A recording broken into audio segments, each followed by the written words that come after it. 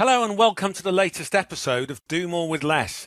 We talk to the world's top marketing leaders, thinkers, and there you go already. We talk to the world's top marketing leaders, thinkers, and practitioners to understand and share how individuals and teams are best responding to the blunt instruction of do more with less.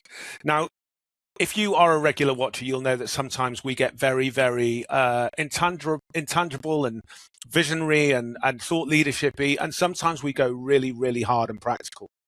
I'm happy to say that this episode will straddle both. We are talking to Alex Eckhart, who is the founder of Slingshot Content and has been since 2022. How are you, Alex? Doing great, Mark. Thanks for having me here. No worries, man. You're from Milwaukee, but you're in Spain, correct? That's correct. Yeah, in beautiful Costa del Sol in Malaga. It's getting hotter, but it's beautiful down here. Okay, cool. Well, in the UK, we've had every single weather there is today, and it'll no doubt change again. Alex, the reason we've got you on is because there is a very, very new channel or tactic, strategy, or need for marketers right now, and that's everything they ever understood about SEO now becoming AEO or GEO. And I want you to share with my listeners the whole world of what you know. And the reason I want you to do that is because without any shame at all, I can absolutely vouch that you're the man to do it, because you work with us at Orbital X to help us make sure that our website is fully AEO enabled, and I'm working with you across a number of different processes to understand and make sure that happens. Tell me what I need to know. Start from the beginning. So you are, because you founded Slingshot before this was even an issue. So you were what, an SEO agency, a content agency? Talk me through the history. Yeah, so I started the company in 2022 as an SEO agency. I had a couple big contracts. We had some good success out of the gate, had a team of writers all over the world, full-time editor. And it was actually that Q4, can't remember if it was October or December, that ChatGPT came out. And it turned the business on its head. We faced a lot of headwinds at that moment. We had clients coming to us asking, well, why are we paying for writers? We have ChatGPT now, which put a lot of pressure on the model. And obviously changed how people access information, right? I think a big thing that we've watched over this transition, though, that was different from when ChatGPT first came out in Q4 of 2022, is if you remember, like ChatGPT came out, it didn't know about COVID. There were all these things it didn't know because it had a cutoff date, right? There was a set amount of data, just training period that the model was trained on. I remember asking it about my book that was published in 2021 as a vanity exercise, and it said, Mark, I really don't know who you are. Exactly. Yeah, exactly. And that changed. And that's changed over the last couple of years. And so there's a new underlying technology that powers our search called RAG, or regenerative or retrieval augmented generation. And so now when you're in ChatGPT or you go to Google, you notice that these LLMs are actually going to retrieve information from the internet. And then they're synthesizing what they find and they're giving you an output. And this is the new world that we live in, right? I think a lot of people think that AI is going to change search, that it's on the way or it's soon. I would contend that it's already here. After ChatGPT first started doing retrieval augmented generation through chat, well, now with Google AI overviews too, even if you just go to the Google bar, you're dealing with a RAG system, which is different than a traditional search engine. So there's a lot we could dive into, but I think I just want to start this conversation by framing there's, from my perspective, been a lack of urgency here. This isn't happening at the end of this year. It's not next year. It's this year. And I can have some numbers for you too. A lot of sources I see that I respect, RF, Search Engine Land, they say somewhere between maybe 45 and 65% of searches have an AI overview. Slingshot Content's tracking over 40,000 keywords monthly, and we're seeing actually between 70 and 90% of keywords we track via an AI overview. So if 90% of Google searches have an AI overview, we are now living in a world of AI search. And so the moment is now. Okay, so let me challenge you. This is an opinion. You can tell me if I'm wrong. I don't know that it's people not being urgent and thinking it's still on the way and we've got time. I think it's more people understanding it's here, using it because they're not given the choice. I mean, I search for something on Google right now. It's going to give me a Google AI overview and I'll gladly take it. I might question its veracity, but I'll take it because it's useful, fast information. It's more, I think, the question I'm looking for as an answer, I think, should be, how does it work and what do we need to know? Because I think, like LinkedIn, and albeit much older technology, every week, what's the question that people need to ask when they are posting on LinkedIn? It's, how does the algorithm work this week? It keeps bloody changing. So what time's good? How much content is good? How should it be framed? Comments there or comments there, links there or links there, like what's punishing me? How is the algo treating my content? It's more like for search and AEO now, I'm like, I understand it's happening. I understand that I'm more likely to get the answer I want with a conversation with any of my LLMs than I am through Google. I just don't know why, but I naturally instinctively go there because it already knows me and I'm in several different chats with it. I understand that the AI overview is going to give me pretty much 70% of what I need. I think what's more pressing, and again, please correct me if I've overstepped here, is how does it work and what does it mean for my brand? So where do I need to be showing up? Because if I'm showing up in traditional PR now, traditional news sources, let's say, for example, Marketing Week or The Drum, is that good now? Or if I'm showing up in some academic paper or on Reddit, where am I meant to, how am I meant to be? I've spent the last 20 years as a marketer, as a senior marketer, speaking for my audience, learning everything I need to know about SEO to both practice well with the right people in front of me and also report to the board. And now it all seems like it's gone out the window and I've got to start again with something else, right? That's what I'm looking for, I think. Is that not correct? Or would you say that I'm sort of somehow and uncommonly ahead of the crowd?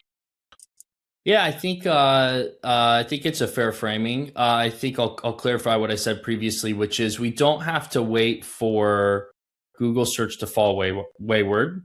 It's not like everyone has to go to log into ChatGPT for all of their information for us to be living in an AI world, because it's now a part of the Google product. And I think that might have crept up on people. They were thinking, oh, well, once everyone's in ChatGPT, then it's AI search.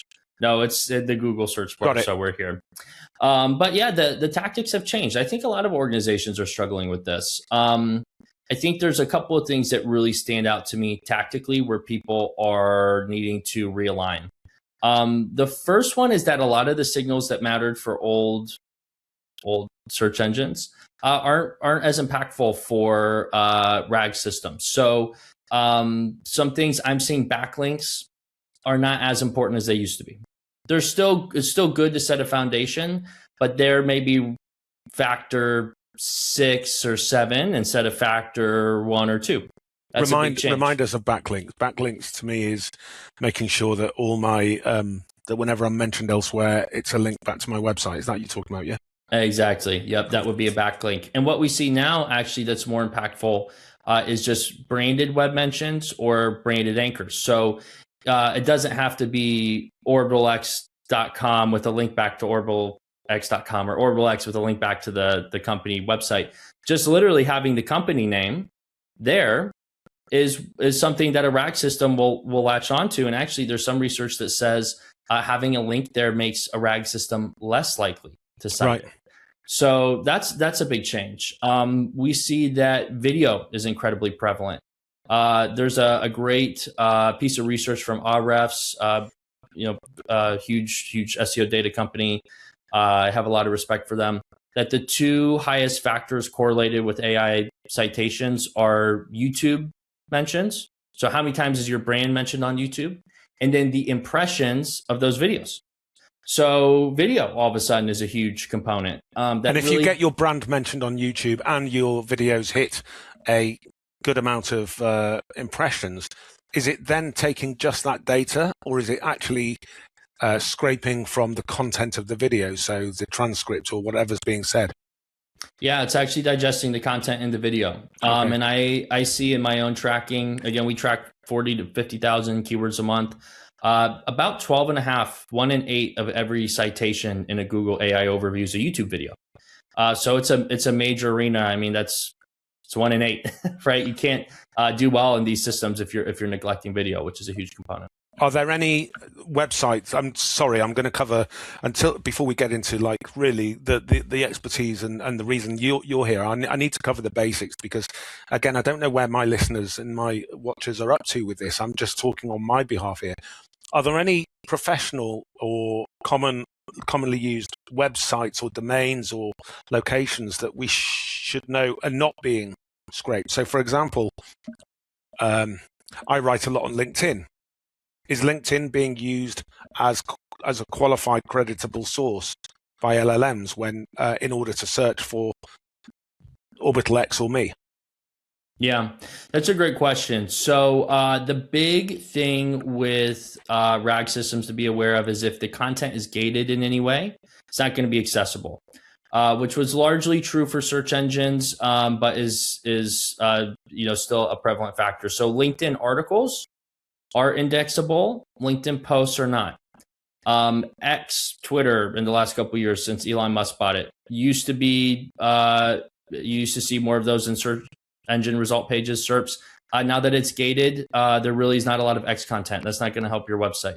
So apart from YouTube, what social media posts are accessible? Because I don't want that. I put a great deal of work into posting on LinkedIn, but if I know it's not going to be accessible, maybe I should be thinking about using Instagram, or like where else should I be going?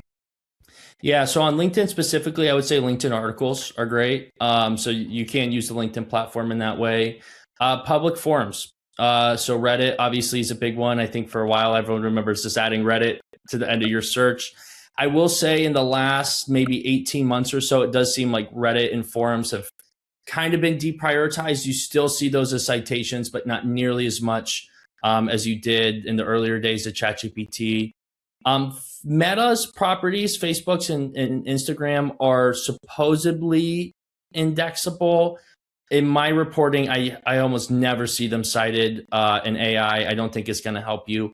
I would say really for the most part, Reddit is probably the best one.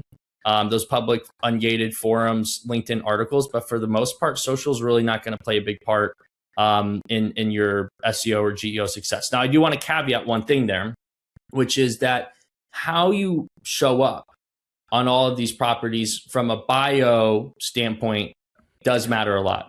So your LinkedIn headline bio should match your Facebook, should match Google My Business, should match Instagram. Okay. Consistency with how you're talking about your own brand. So with Orbital X, for example, we did a big exercise. How are we going to talk about ourselves as Orbital X demand gen agencies and ABM agency? You need to pick one and stick to it. That part is very important, but your day-to-day posting probably not going to have a big impact. Do you know what? On a previous episode of Do More with Less, we had a fantastic CMO from a firm in the States called Level Path, called Michaela Dempsey, who was talking about how press releases, and as a former journalist, I can tell you press releases, even in the back in the day when they were a used tool, they were a very archaic technology, right? Are now causing her great effects in terms of being found on LLMs, because she is using press releases, albeit in a different way. She's not just presenting the news, pitching the news. She's also using what we used to call the boilerplate, so the downstairs of the press release, where you might put a paragraph of this is me, this is my company, this is how long it's been trading, this is who's invested, this is the rate of growth, just for the sake of journalist information. Now, if you use that boilerplate for a huge, say whatever you want, get it out there, whether it's quotes, whether it's stories, whether it's case studies, pile it in there, and stick it on the underbelly of the internet. So on the wires, for example, your LLM findability, your AEO, GEO, you can talk me through that in a second, is really, really being impacted positively. So, it feels like there's not just a whole lot of new to learn. There are old tricks that might work differently. Yeah, that's fair. And yeah, that's absolutely a very viable strategy right now. I used the language earlier, branded web mentions, which is just not even the link back, just Orbital X, ABM agency, Slingshot Content, GEO agency, whatever it is, that's really important, and that's getting picked up. And that's, one of the major factors right behind YouTube, and YouTube mentions is branded web mentions. I would say too, tactically with that, when you're doing that, earlier I said, make sure that how you show up on LinkedIn, Facebook, and Instagram and all that's consistent. Make sure it's consistent in that press release too. We take all our new clients through an exercise where we craft what's called a brand authority statement, which is somewhere between maybe 80 and 150 words, a concise statement. What does your company do? What is one or two hard facts? Stay away from superlatives like the leading ABM agency or anything like that. Always true. Be impactful. Yeah. And then put it in your press release. Just get it out there as much as you can. I think a way to put this simply is that where old search engines would approximate, they're looking at backlinks and keyword density and title tags and interlinks and these things. They're taking individual signals and trying to understand what that page might be about, because they couldn't actually digest the words on the page. They had to use all these approximating signals. Today, these RAG systems really, you could think of them as bias consensus engines, right? They're looking for things that are repeated over and over again so they can parrot them with confidence. And you could think about it this way. If you were to Google Winston Churchill's birthday, right? A RAG system or even a search engine has seen that so many times they can say, yes, this is the date, right? You're trying to create that same effect with your own brand. You should say Orbital X is an ABM agency so many times in so many places that it is just a common knowledge fact like Winston Churchill's birthday. If you can achieve that fact, you'll do very well in RAG systems. But let's say that Winston Churchill's birthday was published one way on Wikipedia and a different way over here and a different way over here. A RAG system is going to be unsure how to talk about it. And it's not going to tell you the date, or it might say there's confusion about it, or it might offer you multiple dates. None of those things inspire confidence in the system or in the ultimate reader. And so you can kind of think about it that way. Like, is the way I talk about my company so consistent? It's just a common knowledge fact, like Winston Churchill's birthday. And if you can do that, you'll start to see increased confidence in the system, and then traffic, buyers, users to your website as well. Bless you for being so sweet as an American to pick Winston Churchill as your example. That is so kind of you. It makes me feel so good. Remind us what RAG is then, because RAG seems to be the system behind the tools that we're using as far as your skill is concerned. Talk us through, what did you say, regimented? So retrieval augmented generation. Okay. Yeah. Okay. That makes more sense. Yes. Yeah. And that's just about going to retrieve the information you're looking for to the best of its ability. Yeah. So here's how these systems will work. Instead of referencing a set training data like ChatGPT when it first came out and it didn't know about COVID, what these systems will do is they'll go out and they'll look for relevant passages. I'll come back to that word in a second, but relevant passages related to your query. And you've probably actually noticed this with ChatGPT or maybe AI overviews. They also don't just look for just your query. So if you were to search for, best ABM agency, it doesn't just look for just that. It looks for ABM agency pricing, best ABM agency SaaS, ABM agencies UK, what to know about ABM agencies. And we call this a fan out query. So it starts with your central query. It then fans out from there and might operate anywhere between 10 and 20 searches, right? Yeah. Or if you've done a deep research, you might see these systems pull in 50, 60 sources, something like that. And what they do then is they go look for relevant passages. Now, this isn't full articles. It's not whole pieces of content. These are 200 to 400 word chunks, 200 to 500 word chunks, depending on who you're asking, of the article or piece of content that it finds relevant to the query. It then synthesizes those. And then once it's pulled in these sources, then it feeds those into the LLM, and the LLM synthesizes and gives you something final. But I think the major things to know about how the system works itself is the fan out component. So it's going out to look for multiple queries, not just your central one. And then it's pulling in content in 200 to 500 word chunks.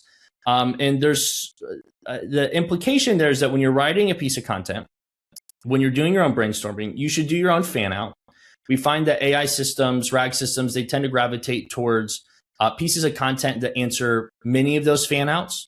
So you might think that, oh, well, AI probably goes for, very specific. It's actually better to write a longer piece of content that looks at one topic from multiple angles. But then also make sure you're answering things concisely. So if you have a heading, what is RAG or what is orbital X, don't put 100 words of throat clearing intro between the headline, the question, and the answer. Make sure it's all in that 200 to 500 word chunk. Mm-hmm. And make sure that you're being concise there, because it is limited in that way. It's not reading the whole article. Structure then becomes very important as well, right? You don't want to pose a question at the top and answer it at the bottom. Those pieces need to come together. So those are two practical tips you can use when working with RAG. But the big, I think, things to know are the fan out, and then those 200 to 500 word chunk. The way it processes information is a little different. And you started as an SEO expert. Does it follow that every SEO expert I have ever worked with will already have evolved and graduated into an AEO expert, as in it's the same science, it's the same practice, it didn't take much of a leap for you guys? Or is it just so happens that you were on top of it and followed the shifts and made sure you were an expert? I think like all transitions, some people do a better job staying in front of it than others. I would say that for the most part, I think people that are tech SEO forward, you might call them SEO engineers, or would say they're really SEO experts, are at least mindful of these things, but it can be hard to turn an aircraft carrier. So I think some people are maybe a little slower to doing things like pivoting away from backlinks and pivoting to branded web mentions. I mean, it's just is it most of your business now? Is it the majority of your business? Yeah. It is, yeah. And I'll say too, like some of the places I think people might struggle a little bit is if you didn't have a video capacity before. Well, video is really important. We're fortunate that we've always done a lot of webinar and podcast content. So we've always had a video function. So it was very natural for us to go there. I think that most practitioners will probably do well, but if you're just running a content team in-house and you're not necessarily an SEO expert, a lot of the things that you've been told should be reflexive, like backlinks, you're going to have to forget that. And there's a lot of rewiring there. So I do think that the implementation has been very, very uneven. What's the size of the advantage? What's the margin of advantage for making sure you're getting this right? It feels like AI has unleashed two types of marketer. And believe me, I'm not saying that SEO engineers in the past were in the background, but they were certainly people that worked for marketing directors. They weren't typically marketing directors themselves. If you come through that channel, they were genuine, needed, important specialists. But other than their skill set, I don't feel like SEO people ever really got the kind of influence that they currently have, right? And I think it's the same for creatives. I think where AI can do a really good job of design and copy and creation of content, it's actually unleashed a brand new rise in influence for storytellers and strategists and creative strategists that before a lot of people would have seen, stay in your box and stay in your little office and with your colored palette and everything else, right? But now those guys are starting to come to the fore because there's a huge amount of that side of things that that kind of brand taste and differentiation and judgment thing that people are assuming AI simply won't do as well as the humans for now. Is it the same for, it feels like you guys are suddenly wielding some serious influence and now you could almost say without your piece, there is a margin of a margin of advantage you are going to surely miss out on. Do you agree? Is this your time? Yeah, it's an interesting question, and I've got a lot of different thoughts on it. I think what I would say is that we know that AI is going to be a huge part of how people find information in the future. Sure. And so if you are not structuring information about your own brain, your own thoughts, you're going to have a massive barrier to entry to influencing the market, winning customers, period. And I think it's, you can contrast that with the creative side, because I do think that that's an unintuitive thing that you stumbled onto, but it's very truthful. The flip side of that is, or to take a half a step back, I want to find a new product, right? So I start researching with AI. I gain my base understanding through AI. You know, if I'm buying a service from an agency and I'm OrbitalX, I definitely want to make sure that I'm influencing and I'm a part of the information this new potential customer is getting when they're getting their head around how to hire me and what all that looks like. And I think a lot of what we would consider kind of boring reading or researching is now being spoon-fed to people through AI. Now, the flip side of that is, what type of content am I actually still interested in consuming myself? And that is the content that I find interesting.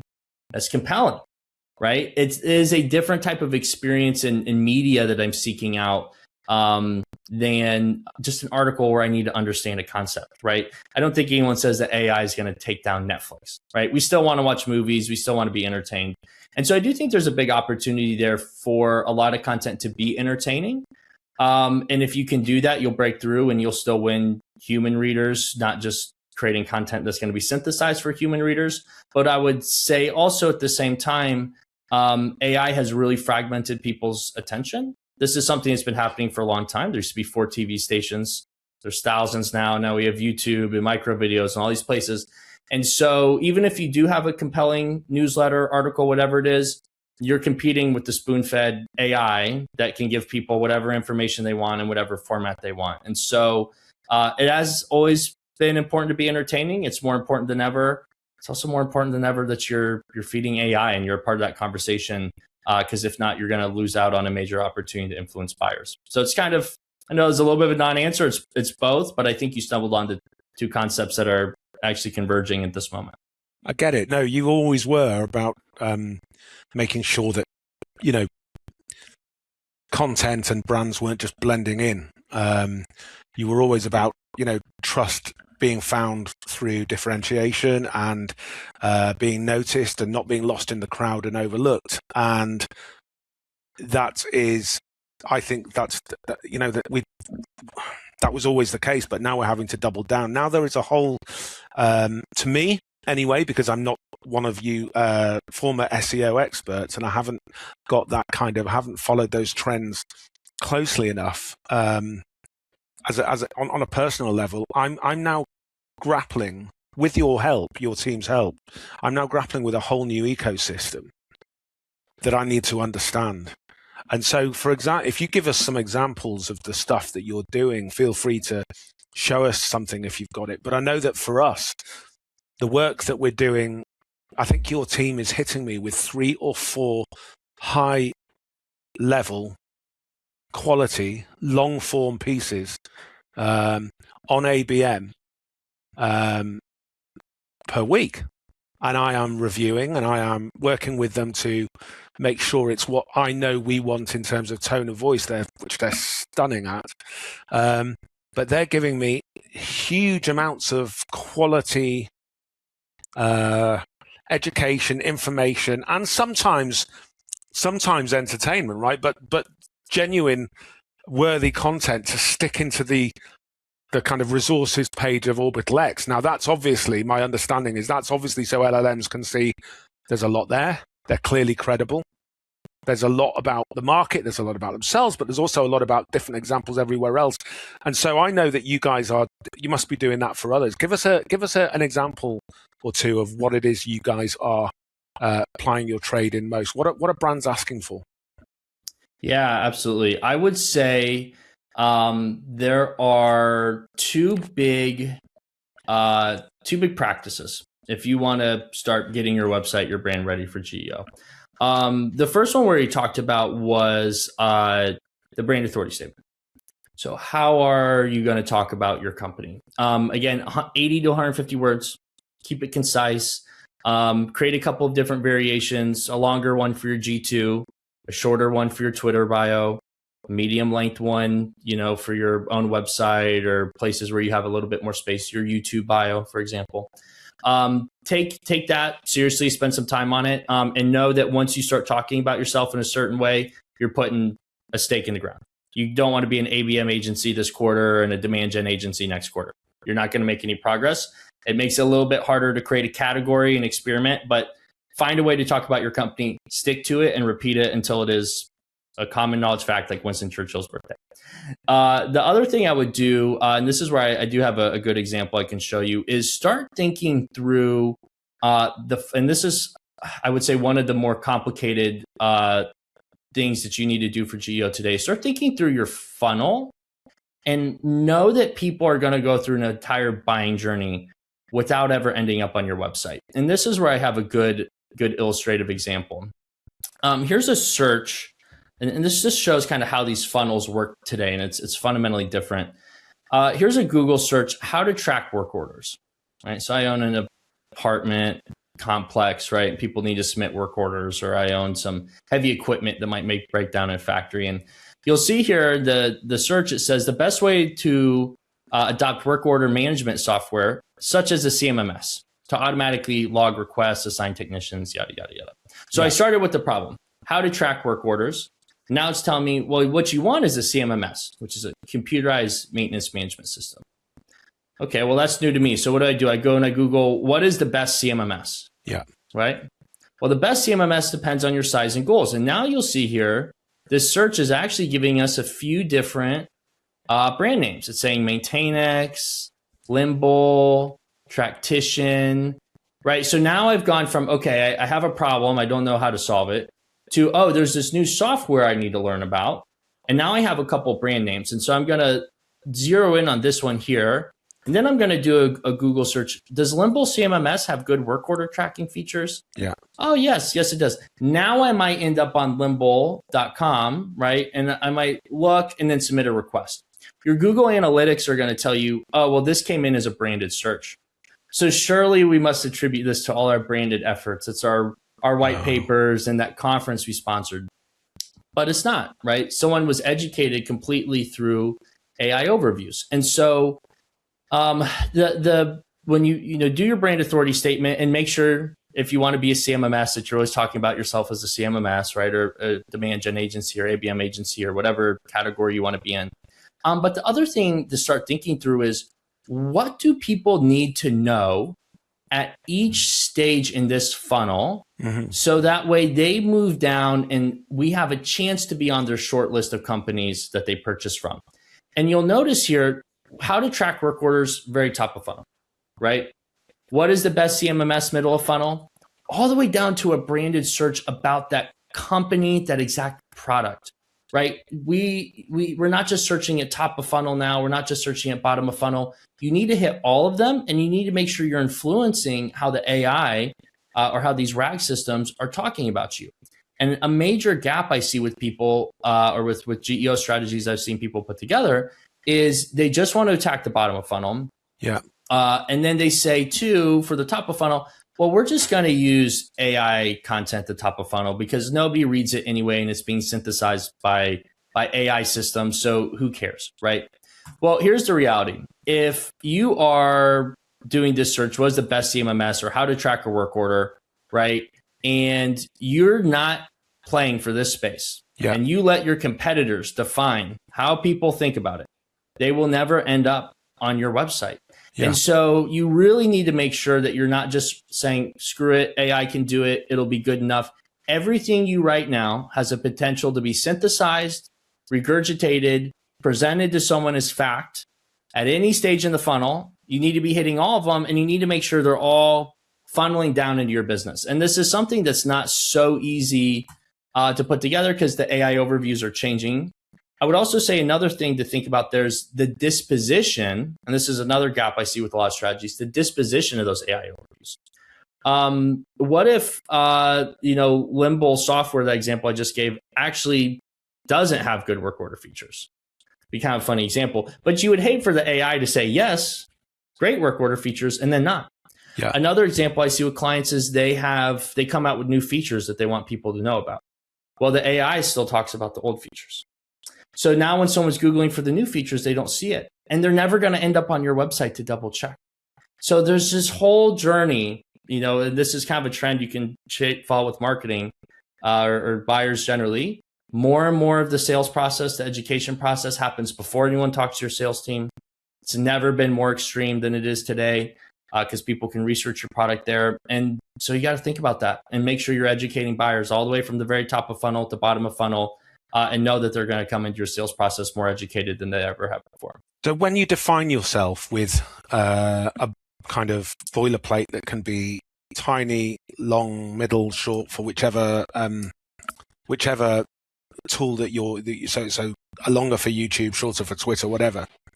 Should I be looking at trying to hit the keywords that I know are going to be searched for, or should I be looking at trying to find language that's distinct and unique to me? Yeah, so a couple of tips on the brand authority statement. The first part of it should be brand name is a main product category. That is canonical. It does not change.